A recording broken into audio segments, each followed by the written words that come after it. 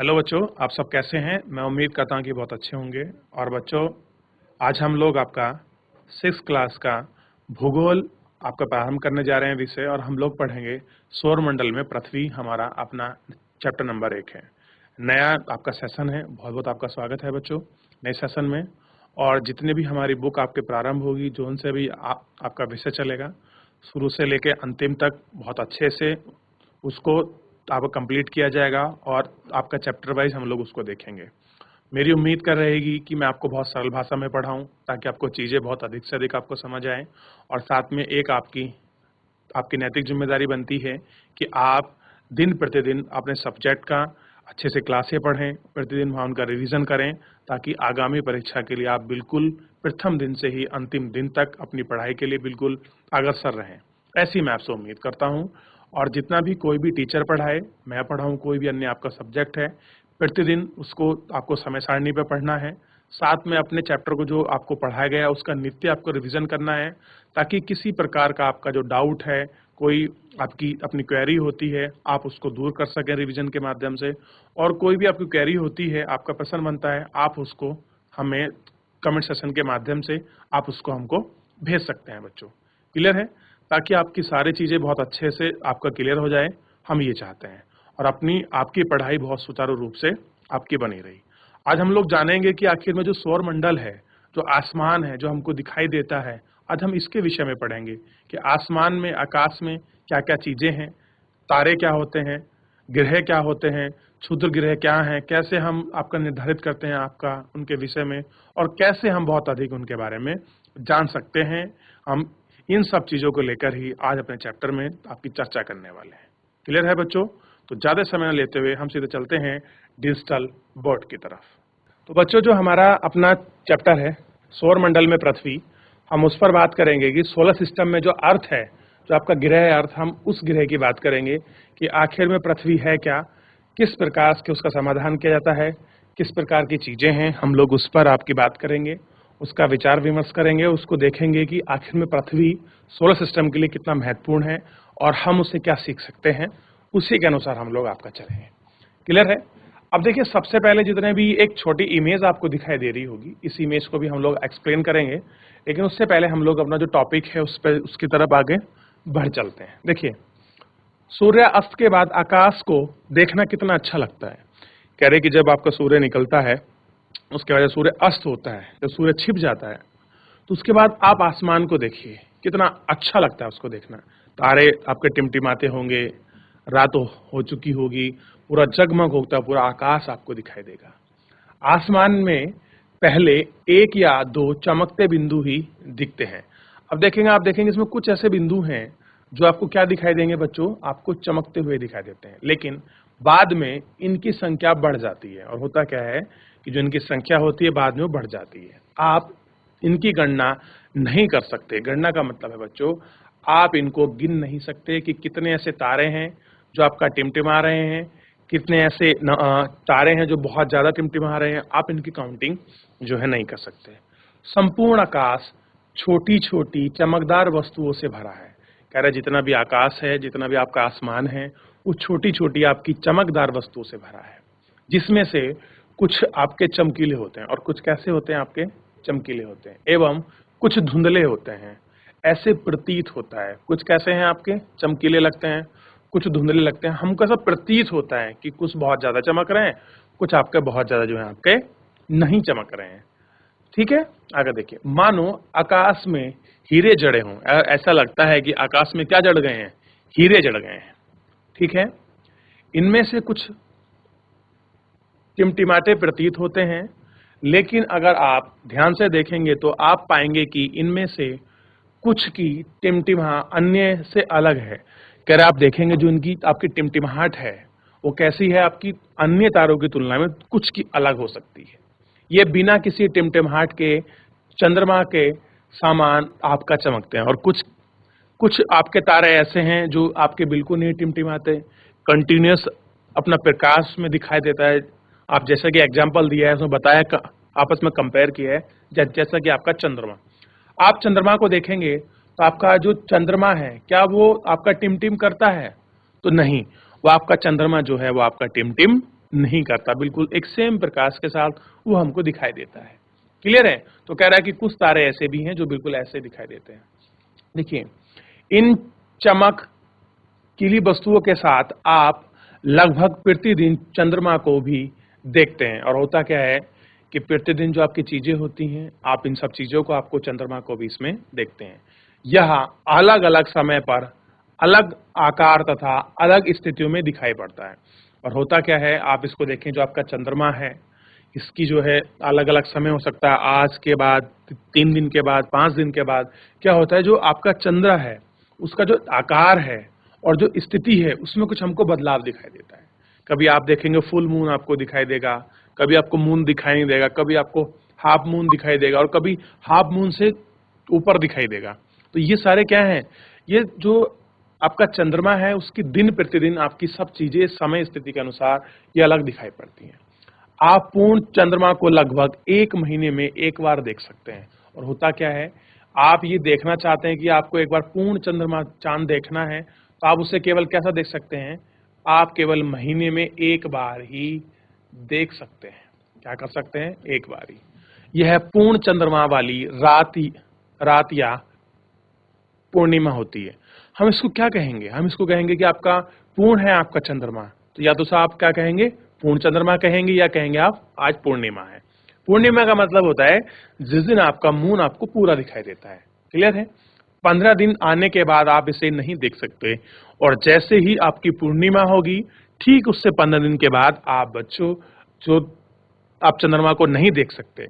ये नए चंद्रमा रात्रि या अमावस्या होती है, और जिस दिन आपको चंद्रमा नहीं दिखाई दे, बिल्कुल नहीं दिखाई दे आपको रात में, तो आप कहेंगे आज क्या हो गई, अमावस्या हो गई है। क्लियर हो गई है? ऐसी रात में अगर आसमान साफ है तो आप आसमान का अवलोकन अच्छी तरह से कर सकते हैं। और अगर ऐसा है कि आपको मून नहीं दिखा रहा है, अमावस्या की रात है, आसमान बिल्कुल साफ है, तो आपको उसको अवलोकन करने में, उस चीजों को जानने में आप बहुत अच्छी तरह से उसको क्या कर सकते हैं, उसको देख सकते हैं। क्या आपको इस बात पर आश्चर्य नहीं होगा कि हम दिन के समय चंद्रमा एवं इन सभी छोटी चमकीली वस्तुओं को क्यों नहीं देख पाते? और आप सोच के ये सोचते होंगे कि हमें ये सारे तारे जितने भी आपके टिमटिमाते हैं आसमान में, असंख्यक आपके चमकते तारे, उल्कापिंड, ये जो सारी चीजें हैं, ये हमको दिन में क्यों नहीं दिखाई देती, हमको ये रात में ही क्यों दिखाई देती हैं? आपने कभी सोचा है बच्चों? ऐसा इसलिए है क्योंकि सूर्य के अत्यधिक तेज प्रकाश के कारण रात के समय चमकने वाली वस्तुओं को हम दिन में नहीं देख पाते। और होता क्या है, जो आपका सन है, इस सन की जो आपकी बहुत तेज जो आपका प्रकाश निकलता है, उस प्रकाश के कारण कैसा होता है कि हम इन सारी वस्तुओं को आपका दिन में जो है आपका नहीं देख पाते हैं। दिन के समय में क्या होता है, इनको हम लोग नहीं देख पाते हैं। सूर्य, चंद्रमा तथा वे सभी वस्तुएं जो रात के समय आसमान में आपका चमकती हैं, खगोलीय पिंड कहलाती हैं। होता क्या है, जो आपका चंद्रमा है और जो भी अन्य प्रकार के वस्तु है जो हमको रात में आसमान में दिखाई देती है, वो सारे क्या हैं, खगोलीय पिंड है। जैसे आपका धूमकेतु हो, उल्कापिंड हो। क्लियर है बच्चों? और बहुत सारे ऐसे पिंड हैं जो वहाँ आसमान में हमको चमकीले रूप में तारों के समान आपको दिखाई देते हैं, उनको हम क्या कहेंगे, सबको खगोलीय पिंड। यानी कि सूर्य, चंद्रमा तथा वे सभी वस्तुएं जो रात में हमको आसमान में चमकती हुई दिखाई देती हैं, हम उनको क्या कहते हैं, खगोलीय पिंड। अगर आपसे पूछ ले कोई खगोलीय पिंड क्या होते हैं, तो आपको उसकी डेफिनेशन या उसके बारे में आप किसी से पूछने की आवश्यकता नहीं है, आप उसके बारे में आप स्वयं जानते हैं। क्लियर है बच्चों? चलिए आगे बढ़ते चलें। कुछ खगोलीय पिंड बड़े आकार वाले तथा गर्म होते हैं। कह रहा है कि कुछ ये हो सकता है, कुछ आपके खगोलीय पिंड आपके गर्म हो सकते हैं, कुछ बड़े आकार वाले हो सकते हैं। क्लियर हो? ये गैस से बने होते हैं। और होता क्या है, जो आपकी गैस है, ये गैस से बने होते हैं।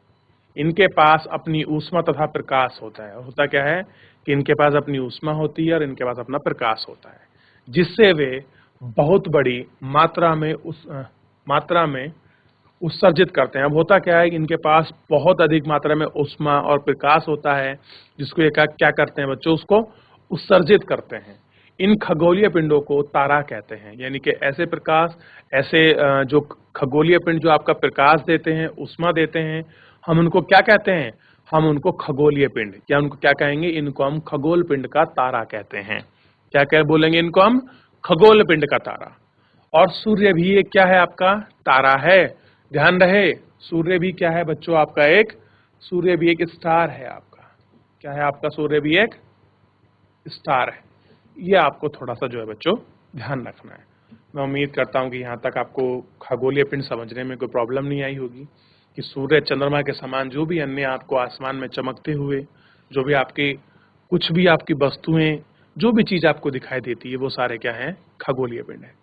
साथ में हमने देखा कुछ ऐसे बड़े खगोलीय पिंड है, कुछ छोटे होते हैं, कुछ बड़े होते हैं, किसी में प्रकाश होता है, क्लियर हो गया, कुछ गर्म होते हैं, और उनके अंदर से बहुत सारी बड़ी मात्रा में क्या होती है, उनकी ऊष्मा है या प्रकाश है वो उत्सर्जित होता है, आपका निकलता है। और खगोलीय पिंड को हम क्या कहते हैं? आपको उनको तारा कहते हैं। और सन भी कैसा है? एक आपका स्टार है, एक तारा है। फिर हमने उससे पहले ये देखा था बच्चों कि जो हम लोग जो आसमान में हमको चमकीली चीजें दिखाई देती हैं, ये हमको दिन में क्यों नहीं दिखाई देती? हमने इसका अध्ययन किया और हमने पाया कि सूर्य का जो तेज प्रकाश है, उस तेज प्रकाश के कारण हमको ये सब आपकी चीजें नहीं दिखाई देती। ये हमें को जब रात्रि होने लगती है, जब सूरज छिप जाता है, अस्त हो जाता है, उसके बाद ही हमको ये सारी चीजें आपको दिखाई देती हैं। क्लियर है?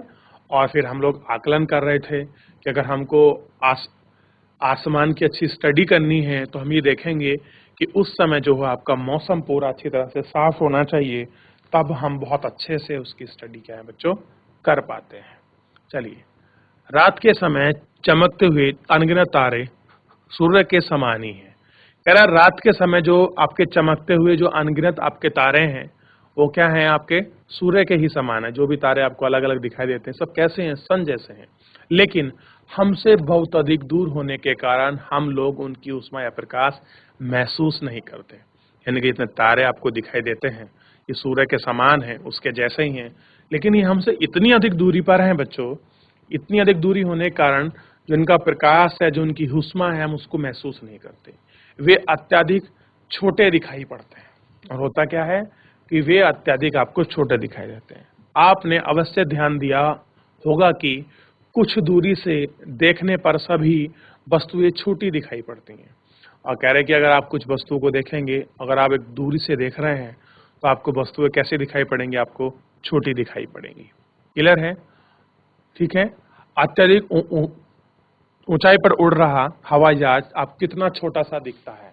आप देखिए, एक एग्जांपल आपको देके समझा रहा है कि आप जो एक आपका प्लेन होता है, जो आपका वायुयान है, हवाई जहाज है, जब वो नीचे होता है तो एक बहुत विशाल रूप में होता है, लेकिन जैसे ही वो आसमान में उड़ता है और हमसे बहुत अधिक दूरी पर होता है, और वो जब हम उसको देखते हैं तो एक हमको बहुत छोटा आपको या हमको जो है दिखाई देता है।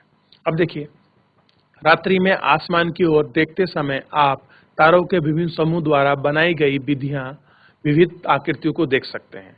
अब हम लोग क्या कर सकते हैं कि जो आसमान है, और आसमान को जब आप देख रहे हैं, उसको एनालिसिस कर रहे हैं, तो उसमें डिफरेंट डिफरेंट प्रकार की जो आकृतियां हैं, आप उनको देख सकते हैं। ये नक्षत्र मंडल है, और ये क्या है? सब आपका नक्षत्र मंडल है।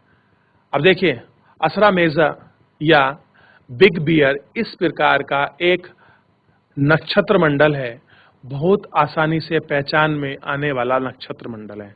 और कह रहे हैं कि कुछ ऐसी आपको आकृति, आपको साइज आपको दिखाई देगा जिसको बिग बियर कहते हैं। क्लियर है? जिसको आप आसानी से, ऐसा नक्षत्र मंडल है आप जिसको आसानी से क्या हो सकता है बच्चों, आप इसको देख सकते हैं। क्या कर सकते हैं? इसको बहुत आसानी से जो है बच्चों आप देख सकते हैं। ठीक है। अब देखिए, सप्त ऋषि यानी के सप्त यानी के 7, ऋषि मतलब संत, यानी के 7 जो आपके ऋषि और संत हैं। यह तारा 7 तारों का समूह, यानी कि जो तारा है किसका समूह है? आपका 7 तारों का समूह है, जो कि नक्षत्र मंडल में असर मेजर का भाग है। यानी किसका भाग है? बिग बियर जो आपकी क्या है? नक्षत्र मंडल है, उसी का कैसा है? ये आपका उसका पार्ट है बच्चों। क्लियर है? आप देख रहे हैं कि उसका पार्ट है। आपने परिवार या पड़ोस के किसी बड़े व्यक्ति से कहेंगे कि वह आपको आसमान में और अधिक ग्रहों तारों तथा नक्षत्र मंडल को दिखाए। अब देखिए, अगर आपको और अधिक आपको अच्छी स्टडी करनी है, आपको आसमान का बहुत अच्छे से अध्ययन करना है, कि आप चाहते हैं कि आपको बहुत सारे ग्रह दिखाई दें, तारे दिखाई दें, नक्षत्र मंडल दिखाई दें, तो आप किसे कहेंगे? जो टेलीस्कोप के माध्यम से आपको ये सब चीजें आपको दिखा सके, कोई भी आपका ऐसा। अब देखिए, प्राचीन समय में लोग रात्रि में दिशा का निर्धारण तारों की सहायता से करते थे, क्योंकि देखिए आज की तारीख में तो आप देखेंगे हमारे पास बहुत अत्याधुनिक आपकी चीजें हैं। जिस कंपास हमारे पास है, जो हमको आपका दिशा सूचक होता है, जो हमको दिशा का ज्ञात करता है कि किस तरफ उत्तर है, किस तरफ पश्चिम है, किस तरफ दक्षिण है। क्लियर है? लेकिन पुराने समय में ये सब चीजें नहीं थी, तो तारे क्या करते थे? उसका निर्धारण करते थे। कैसे करते थे कि कौन सी दिशा है, कहाँ उत्तर होगा, कहाँ आपका पूर्व होगा, कहाँ पश्चिम होगा, कहाँ दक्षिण होगा। आइए इस रोमांचक तथ्य को हम लोग आपका सीखते हैं।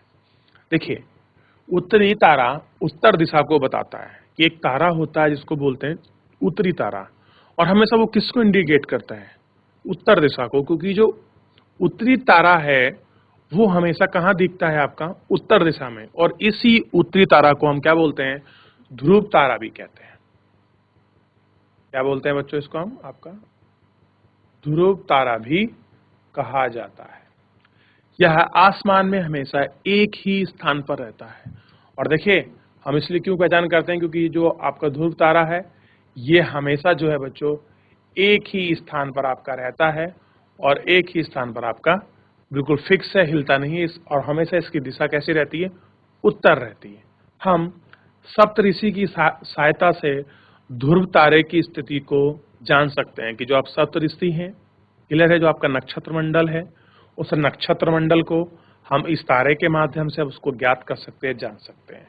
अब बच्चों ऐसा मत करना कि हम लोग आपका ज्योतिष आपका शास्त्र पढ़ रहे हैं, ऐसा नहीं है, क्योंकि ज्योतिष शास्त्र भी इसी भूगोल के टॉपिक पर ही आधारित होता है। आपको ये सब चीजें बेसिक हैं, आपको जैसे आपकी कक्षाएं बढ़ती चली जाएंगी, ये सब चीजें आपको बहुत अच्छे से आपको याद होती चली जाएंगी। आप इनको हमेशा बहुत अच्छे से जो है आप इनको याद रखेंगे। क्लियर है? चलिए हम देखते हैं। और आप जान रहे हैं कि जो ध्रुव तारा है वो किस दिशा में है? आपका उत्तर दिशा में। चित्र 1.1 में आप देखेंगे कि यदि सप्तऋषि मंडल के संकेत तारों को आपस में मिलाते हुए एक काल्पनिक रेखा खींची जाए एवं उसे आगे की ओर बढ़ाया जाए तो यह ध्रुव तारे की ओर इंगित करता है। अगर हम लोग क्या कर दें, एक सप्तऋषि मंडल की तरफ से, और अगर कोई हम लोग आपका सांकेतिक तारों का आपस में मिला दें और एक काल्पनिक, एक ऐसी इमेजिनरी लाइन आपकी खींच दें, उससे क्या होगा? अगर हम कर दें तो ये क्या करेगा? ध्रुव तारे की ओर इसको आपको पॉइंट को इंडिकेट करेगा। आइए देखते हैं आपका किस तरह से। ये देखिए कुछ इस तरह से, जिस तरह से बच्ची आपको एक हमको इमेज दिखाई दी गई है कि ये आपका संकेतिक तारा है और ये आपका ध्रुव तारा, तो ये कौन सी दिशा हो गई? आपकी उत्तर दिशा। क्लियर है? और आप जानते हैं कि उत्तर दिशा के अपोजिट में कौन सी दिशा होती है? मुझे बताइए। तो उत्तर दिशा के अपोजिट में दक्षिण होता है। क्लियर हो गया? फिर आप उसी हिसाब से आप दिशाओं का निर्धारण कर सकते हैं कि कौन सी पूर्व है, कौन सी पश्चिम है। क्लियर है? चलिए आगे चलते हैं, हम लोग आगे ध्यान देते हैं। अब पहले थोड़ा सा एक बार ये टॉपिक बचा है, इसको शेष कंप्लीट करते हैं।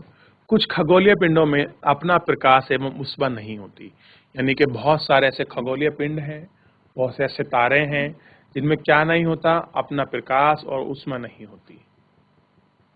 वे तारों के प्रकाश से प्रकाशित होते हैं, यानी कि अगर उनको आपका प्रकाशित होना है, उनको चमकना है, तो उनको जो एनर्जी और लाइट का प्रयोग चाहिए वो किसका चाहिए? जो आपके अन्य स्टार हैं, दूसरे तारे हैं, उनका चाहिए। ऐसे ग्रह, ऐसे पिंड क्या होते हैं? आपके ग्रह कहलाते हैं। तो जैसे आपके पिंड होते हैं वो क्या कहलाते हैं? आपके ग्रह। ग्रह जिसे अंग्रेजी में आपका प्लैनेट कहते हैं, ग्रीक भाषा का प्लेनेटाइल शब्द से बना है, जिसका अर्थ होता है परिभ्रमक, अर्थात चारों ओर घूमने वाला। पृथ्वी जिस पर हम रहते हैं, यह भी क्या है बच्चों? एक आपका ग्रह है। अब देखिए हम कौन से ग्रह पर निवास करते हैं? आपका पृथ्वी पर। और ये क्या है आपका ग्रह है। और ग्रह किसका है बच्चों, हम लोग जाने थे आपका सौर मंडल। और सौर मंडल का किस भाग को पढ़ रहे हैं हम लोग, यानी कि सौर मंडल जो भी आपके सूर्य का पार्ट है, और सौर मंडल का ही पार्ट कौन है आपका, पृथ्वी। तो पृथ्वी क्या है, सूर्य का ग्रह है। यह है अपना संपूर्ण प्रकाश।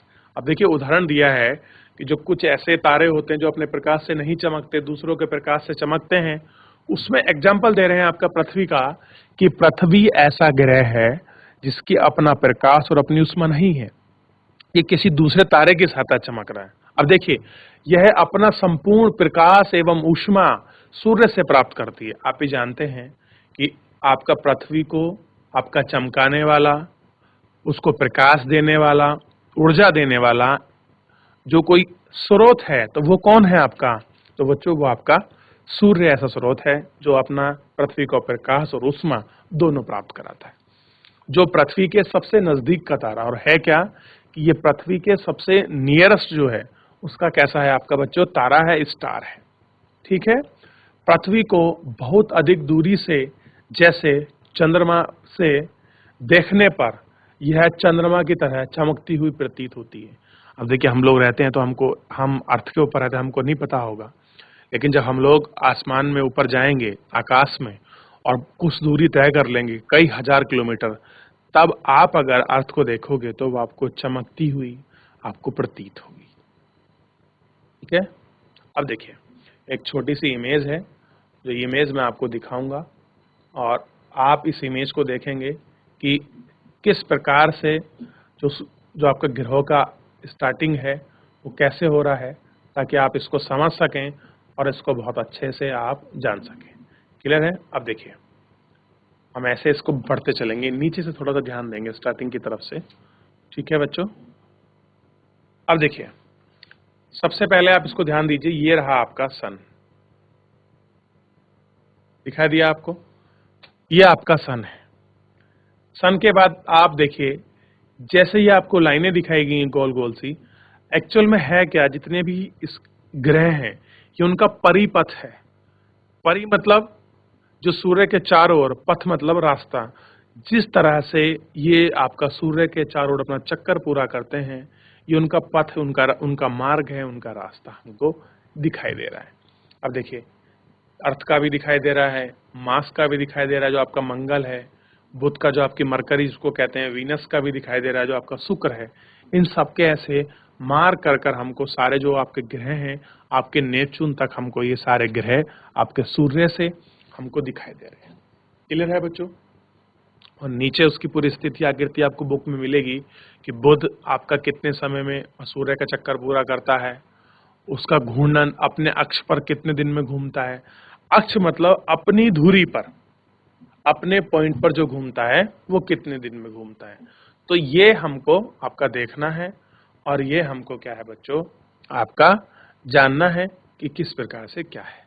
तो बच्चों आज के लेक्चर के लिए इतना ही, क्योंकि समय आपका समाप्त हो रहा है और हमने लेक्चर के अंतर्गत देखा कि जो आपका सौर मंडल है, सौर मंडल में किस तरह से आपके जो ग्रह हैं, तारे हैं और जो आपके नक्षत्र हैं, किसको हम नक्षत्र कहेंगे, किस प्रकार से आपके पुराने समय में जो आपकी दिशा है उनका निर्धारण होता था, हम इन सब चीज़ का जो है बच्चों आकलन करेंगे। और साथ ही में हमने देखा कि आपका किस तरह से कुछ ऐसे ग्रह हैं जिनमें अपना स्वयं का प्रकाश और ऊष्मा नहीं होती, वो कैसे दूसरे से आपका उनको प्राप्त करते हैं।